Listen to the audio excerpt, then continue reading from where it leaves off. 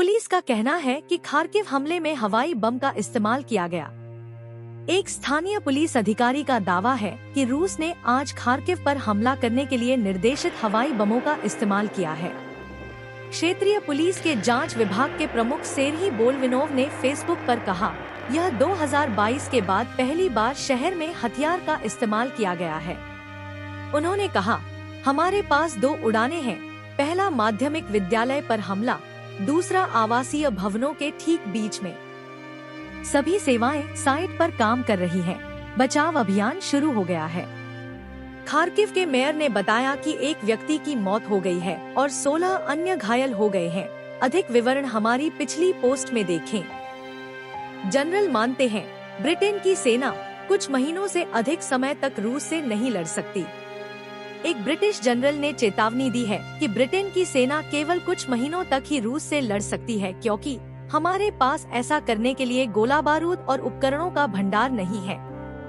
यह स्वीकारोक्ति एक समिति की बैठक के दौरान की गई थी, जिसमें जनरल रॉब मैगोवन से पूछा गया था कि क्या उन्होंने स्वीकार किया है कि ब्रिटेन एक स्थायी युद्ध के लिए तैयार नहीं है। हाँ, बिल्कुल, उन्होंने कहा।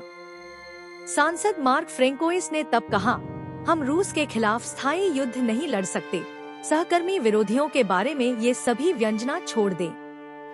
जनरल मागोवन ने स्वीकार किया कि रक्षा पर सरकारी खर्च सभी क्षेत्रों में उन खतरों को पूरा नहीं करता है जिनका हम सामना कर रहे हैं।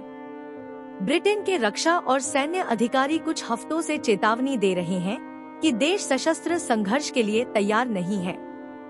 कॉन्सर्ट हमले में मरने वालों की संख्या बढ़कर 140 हो गई है। रूसी अधिकारियों ने कहा है कि मॉस्को कॉन्सर्ट हॉल पर हुए आतंकी हमले में मारे गए लोगों की संख्या बढ़कर 140 हो गई है। रूस के स्वास्थ्य मंत्री ने कहा कि एक पीड़ित जो बेहद गंभीर स्थिति में था, उसकी अस्पताल में मौत हो गई।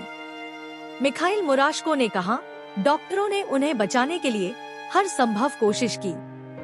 अधिकारी ने बताया कि हमले में घायल हुए कुल 80 लोग अस्पताल में हैं। रूस का कहना है, यह विश्वास करना बेहद मुश्किल है कि इस्लामिक स्टेट हमला करेगा।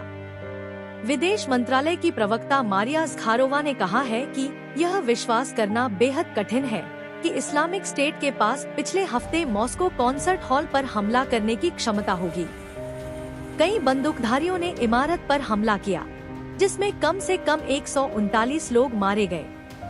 हालांकि इस्लामिक स्टेट ने हमले की जिम्मेदारी ली है और पश्चिमी देशों का मानना है कि इसके पीछे आतंकी समूह का हाथ है, लेकिन रूस ने इस पर संदेह जताया है।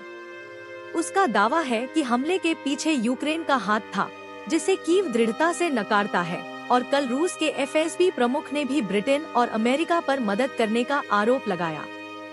रूस ने चरमपंथी धार्मिक समूह के सदस्यों को हिरासत में लिया। राज्य समाचार एजेंसी टास के अनुसार रूस की संघीय सुरक्षा सेवा एफएसबी ने रोस्टोव-ऑन-डॉन शहर में एक नए युग के धार्मिक समूह के सदस्यों को हिरासत में लिया है।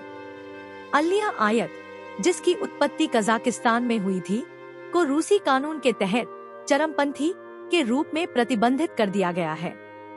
एक कॉन्सर्ट हॉल पर हुए घातक आतंकवादी हमले के बाद रूसी अधिकारी हाई अलर्ट पर हैं, जिसमें कम से कम 139 लोग मारे गए। हमले की जिम्मेदारी इस्लामिक स्टेट ने ली है। खार्किव पर बार बार हुए हमलों में 4 घायल। रूस ने पिछले 24 घंटों में खार्किव क्षेत्र पर क्रूज मिसाइलों, कामिकेज ड्रोन, तोपखाने और मोर्टार से हमला किया है। क्षेत्रीय गवर्नर ओलेह सिनिहुबोव ने कहा कि हमलों में 4 लोग घायल हो गए, जिनमें 60 साल के 2 सुरक्षा गार्ड भी शामिल हैं। खार्किव शहर पर क्रूज मिसाइल हमले में एक घायल हो गया, जबकि इजियम पर ड्रोन हमले में एक अन्य घायल हो गया।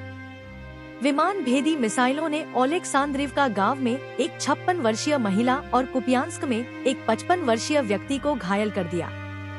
मिसाइल हमले के बाद चोरनोलोस्का गांव के लगभग 78 घरों में बिजली नहीं थी।